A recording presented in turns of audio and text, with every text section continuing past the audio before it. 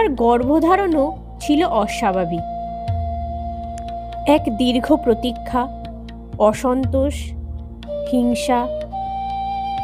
কুন্তির আগে সন্তান জন্মানোয় তার মধ্যে তৈরি হয় অস্থিরতা। কথিত আছে তার গর্ভ থেকে প্রথমে জন্ম নেয় এক কঠিন মাংসপিণ্ড। ব্যাসদেবের নির্দেশে তা থেকে তৈরি হয় 100 পুত্র এবং একটি কন্যা। কিন্তু এই সব কিছুই তিনি অনুভব করেছিলেন মাত্র অন্ধকারে থেকে। তিনি তার সন্তানদের মুখ কখনো দেখেননি। তিনি তাদের চিনতেন স্পর্শে, শ্বাসে এবং কণ্ঠে। কিন্তু অন্ধকার শুধু তার চোখ ঢাকেনি, অন্ধকার তার সন্তানদের উপরেও ছায়া ফেলেছিল।